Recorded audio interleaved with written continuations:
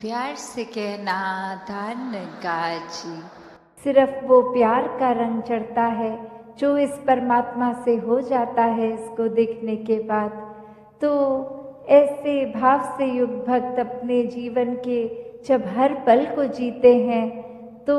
वो भाव ही बदल जाते हैं, एक नज़रिया बदल जाता है। एक वो बात कि अगर हम कुछ भी उदाहरण लें कि कोई भी स्थिति में एक जो रुख करा जा सकता है वो एक अच्छी तरफ भी और बुरी तरफ भी, एक परिस्थिति से हम क्या निकालते हैं वो भी एक अच्छाई निकाली जा सकती है, एक बुराई निकाली जा सकती है। तो भक्तों ने हमेशा वो अच्छाई की ओर ही रुख करना सिखाया है कि परिस्थिति अगर इस परमात्मा ने दी है तो अच्छी ही होगी। एक अगर उस परिस्थिति को अच्छा नहीं समझ रहे हम तो वो हमारी कमी है। इस परमात्मा ने तो पूर्ण किया है इस परिस्थिति को भी। जब इस परमात्मा ने हमको जो कुछ दिया वो परमात्मा का जो दान है, तो ये परमात्मा जहाँ पूरा है तो परमात्मा की दी हुई हर परिस्थिति भी पूर्ण है। फर्क सिर्फ हमारे नज़रिए का होता है कि उसको हम किस तरह देख रहे हैं, उस परिस्थिति में से हम निचोड़ क्या निकाल रहे हैं, उससे सिखलाई क्या निकाल रहे हैं। क्या हम सिर्फ हमारे अनुसार कुछ नहीं हुआ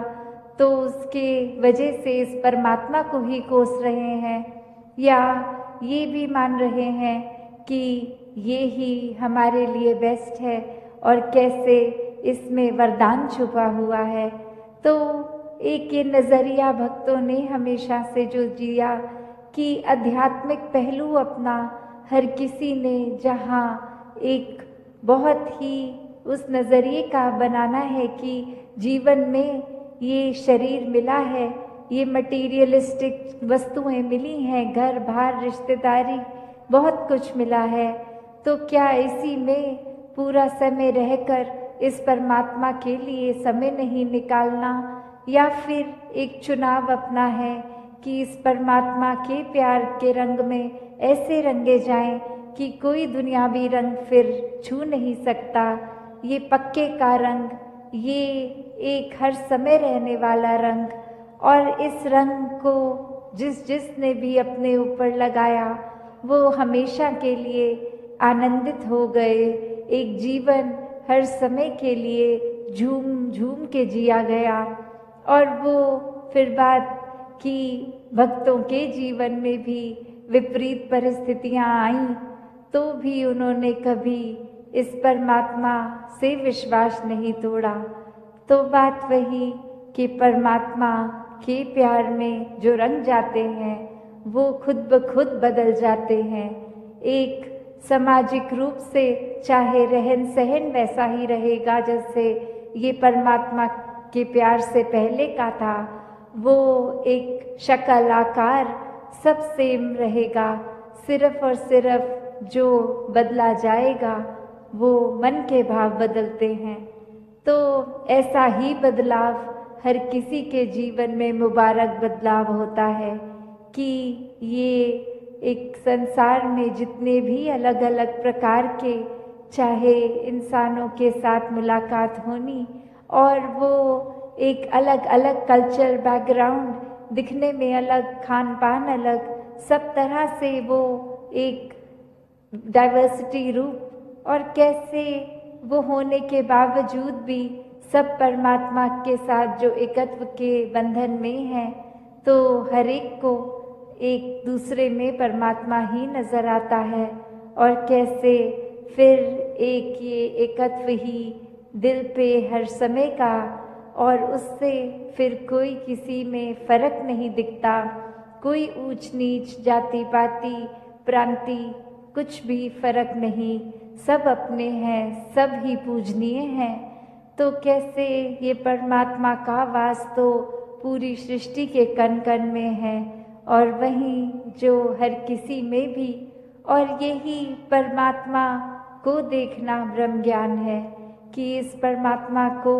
जब हर समय के लिए ये दिखाई देगा कि हर जगह ही मौजूद है, तो फिर एक जहाँ अपनी भी चेतनता जाग उठेगी।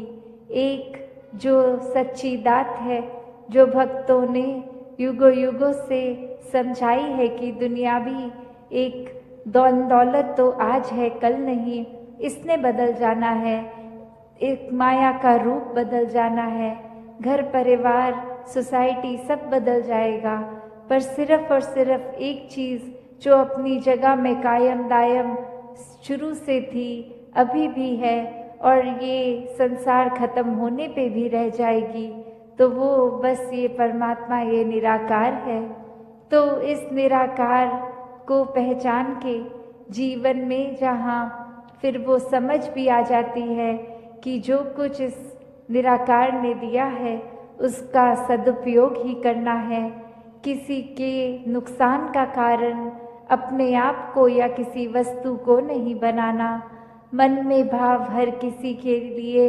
एक शुद्ध विचार रखते हुए हर किसी के लिए फिर वो मन से एक दुआ अरदास कि ये जहाँ किसी के दिन घर में जीवन में एक स्वास्थ्य रूप किसी भी तरह का एक नुकसान हो रहा है, तो वो भी एक भक्तों का दिल तो इस तरह पिघलता है, किसी को देखकर ठीक नहीं है तो उनसे ज़्यादा उनका दर्द भक्त समझते हैं। तो कैसे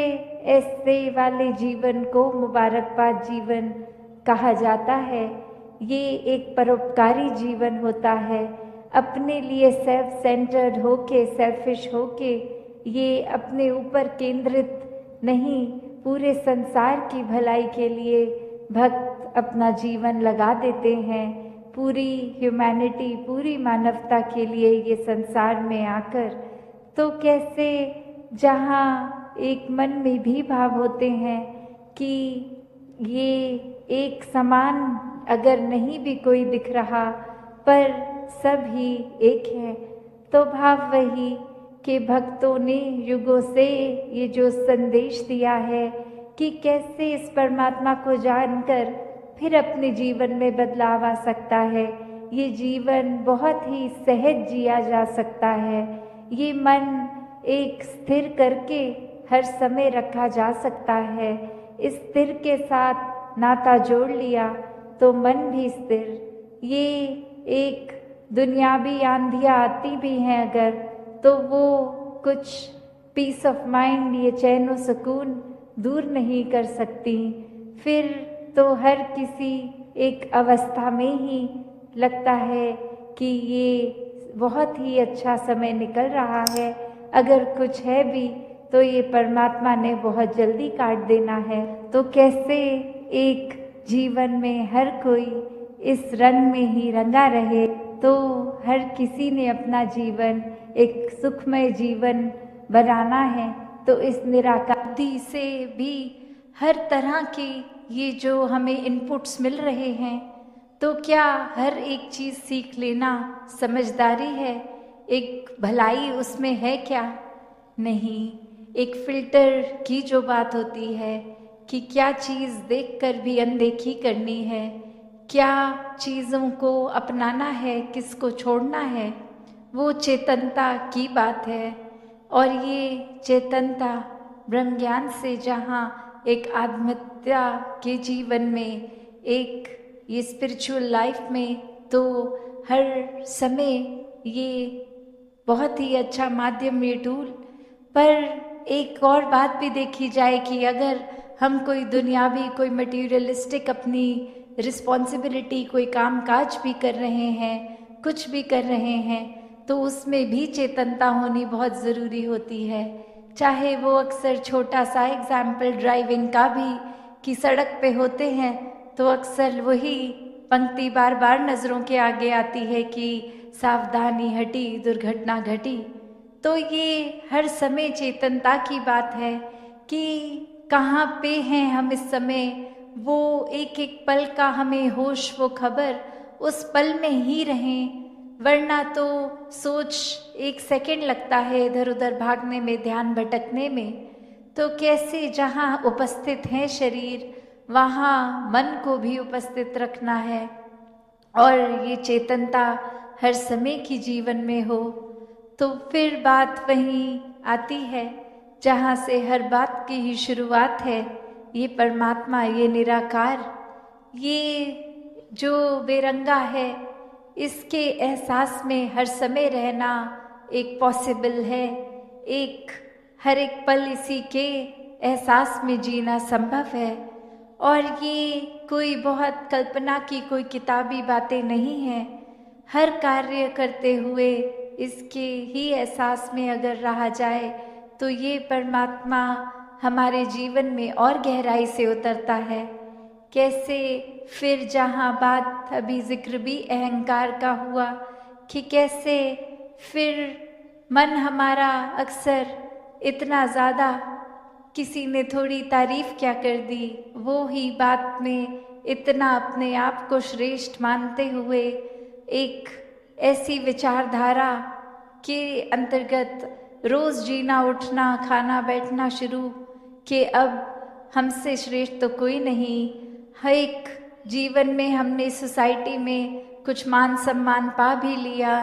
तो वो मान सम्मान एक किसी तरह की अपनी ही अहंकार का कारण बने नहीं। जहाँ जिस रूप में भी हम जीवन में प्लेस्ड हैं वो हमारे लिए अहंकार का कारण नहीं, विनम्रता का कारण होना चाहिए। कि अगर कोई जिम्मेवारी किसी रूप में है, चाहे वो घर के ही छोटे यूनिट में जिस तरह का भी, या समाज में या कोई भी, तो वो एक हमें अपॉर्चुनिटी मिल रही है, मौका मिल रहा है और सेवा करने का, अंदर से अपने पात्र को और खाली करने का। क्योंकि फिर वही बात जहाँ एक फाइन लाइन होती है, एक बहुत ही संकीर्ण सी एक रेखा, जो एक हमारे मनोबल की बात और एक अहंकार की बात, कि कैसे एक हम अपनी सेल्फ रिस्पेक्ट और ईगो के बीच में जो एक लाइन है कि अक्सर हम ये बात तो हर किसी को सिखाया जाता है कि एक दूसरे का मनोबल बढ़ाओ, वो मोटिवेशन बढ़ाओ, पर कहाँ वो मोटिवेशन को अब हमारे ही मन में हमने उस तरह लेना है कि वो एक जिस काम के लिए है वो अपना काम उस तरह करे, वो अहंकार की तरफ ना जाए। अक्सर सूक्ष्म अहंकार की भी बात होती है कि हमें पता तक नहीं चलता कि कब एक छोटी सी जगह से ही हमारे अंदर अहंकार धीरे धीरे घुस रहा है।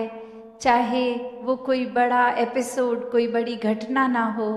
एक छोटी सी ही चीज़ कि किसी का कुछ अपने आप से तुलना करके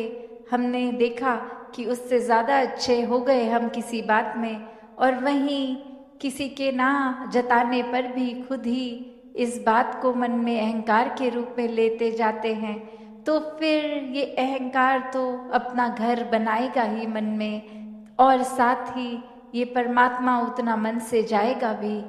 तो हमें किसको टिकाना है, किसको नहीं, ये शरीर की भी जब बात हो रही है तो हाँ, ये आत्मा जो है वो ज़्यादा इस शरीर से महत्वपूर्ण उस रूप में तो है, पर ये परमात्मा ने शरीर भी इसलिए दिया है कि हम इसकी देखभाल करते गए थे, सारे अपने रिस्पॉन्सिबिलिटीज़ भी निभाएं। जैसे एक मटका या कोई भी बर्तन ले लें, एक बाहर की सुंदरता से ज़्यादा वो मजबूती इम्पॉर्टेंट होती है कि अंदर उस पात्र में क्या है, वो पानी है या जो भी है, क्या टिकेगा। एक थोड़ा सा भी सुराख हो जाए तो वो पानी तो पात्र में टिकेगा नहीं, बह जाएगा। तो उसी तरह ये तन मन धन के साधन ये निराकार ने तो दिए हैं हमें, पर अब हमें इन साधनों को क्या करना है, सदुपयोग तो करना ही है, पर एक वो जो बात कि कैसे उसका सही इस्तेमाल करते हुए उसकी यूटिलिटी उस तरह से निकाली जाए। तो जहाँ ये शरीर भी दिया है जिसमें एक इतनी कैपेसिटी, एक कैपेबिलिटी है, उसको पूरी तरह तो जीना है, एक संत मति के अनुसार पर जीना है। तो दासी और समय ना लेके इन्हीं शब्दों से अरदास निराकार से सभी के लिए कि दातार कृपा करे। जो बातें अक्सर हमें सुनने में इतनी बार सुन लेते हैं तो लगता है कहीं उनकी इम्पोर्टेंस खत्म हो रही है। चाहे वो सेवा, सुमिरन और सत्संग ये 3 शब्द, पर ये सिर्फ शब्द नहीं है, वो सेवा का भाव अंदर से, वो सुमिरन रूप एक लगाव, एक एहसास, एक कम्युनिकेशन इस निराकार से। एक सत्संग में भी सिर्फ आके बैठ के जाने वाली बात नहीं, हर एक के जीवन से अपने जीवन को और सुनहरा बनाएं। ये सभी जो परमात्मा ने एक संत रूप बख्शे हैं, हर एक का होना अगर जीवन में है और फिर भी हमारा सुधार नहीं हो रहा तो कितनी कमी हम में है, जो एक इतनी अच्छी अपॉर्चुनिटी होते हुए भी फ़ायदा नहीं ले पा रहे। तो ये सेवा, सिमरन, सत्संग को सही तरीके से हर कोई करता जाए, सही कारणों से हर कोई करता जाए, हर एक के मन में ये कितना उसमें एक हाइट भी होती है। तो कैसे अगर पानी की ओर देखें तो कैसे नदी नीचे की तरफ आती है और अपने इस सागर रूप में मिलती है, कैसे जो रेत होते हैं ये हवा के साथ मिट्टी की जब बात आती है तो धरती में कितनी खूबसूरती है, हर एक चीज़ की अपने आप में कितने सारे गुण हैं, फिर भी ये आपस में जब रहते हैं आपस में टकरार नहीं करते। और कैसे हम इंसान इसी धरती पे जब आकर रह रहे हैं तो ये सब चीज़ें हमें दिख रही हैं पर हम इसको खराब करने की ओर लगे हुए हैं।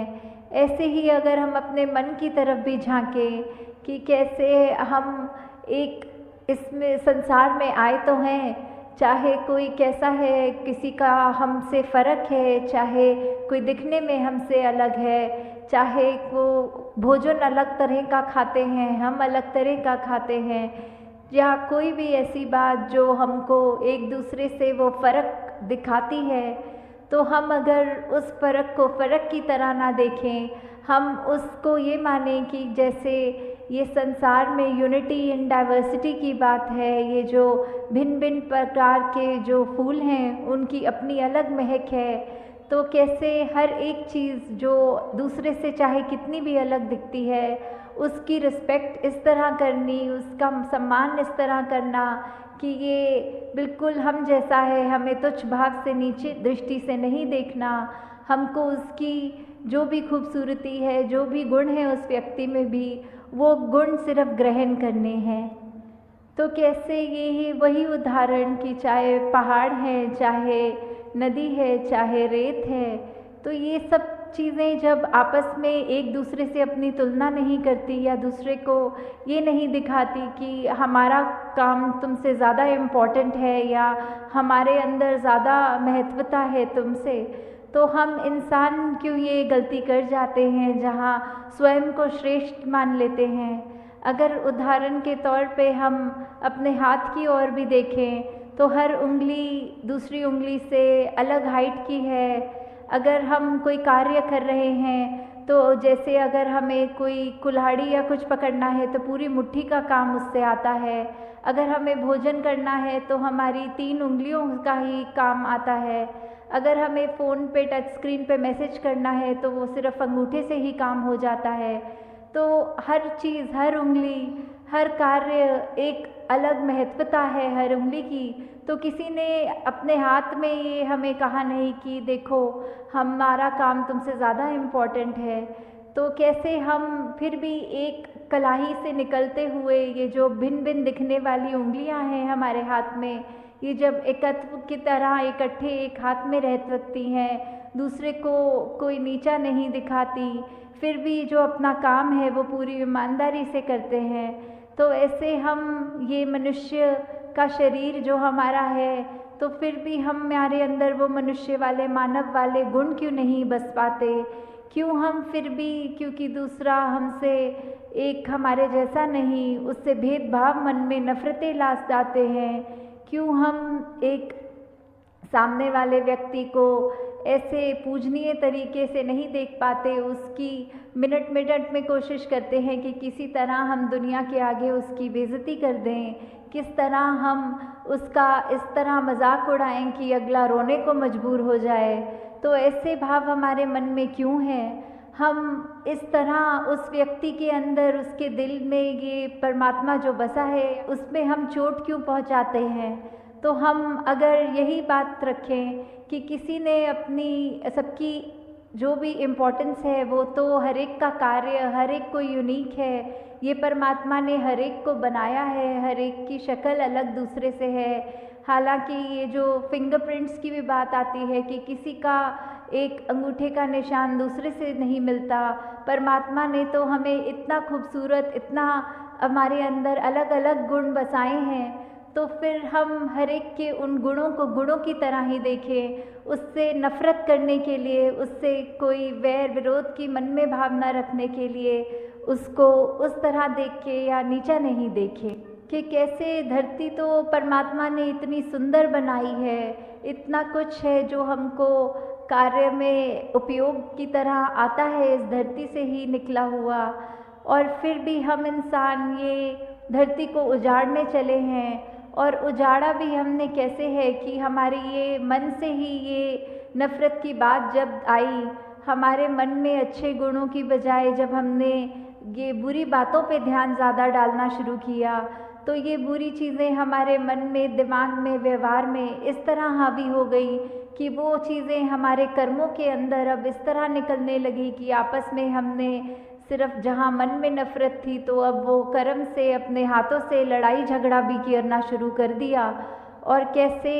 ये चाहे परमात्मा ने धरती तो इतनी सुंदर बनाई, हमने कैसे इसका दुरुपयोग कर दिया, जहाँ हमारे को पेड़ देखें, कुछ भी देखें जो इतने फलदायी हैं, या कैसा पानी नदियों का साफ़ अच्छा पीने के लिए इंसान का है, तो हमने जहाँ वो पेड़ भी काटने शुरू कर दिए, वो नदी में कचरा डाल के वो पानी पीने लायक भी नहीं छोड़ा। ऐसा कुछ भी अगर इस धरती का हम ये जो नेचर की तरफ से एक सौगात की तरह, एक गिफ्ट की तरह चीज़ मिली, तो कैसे हमने उसी को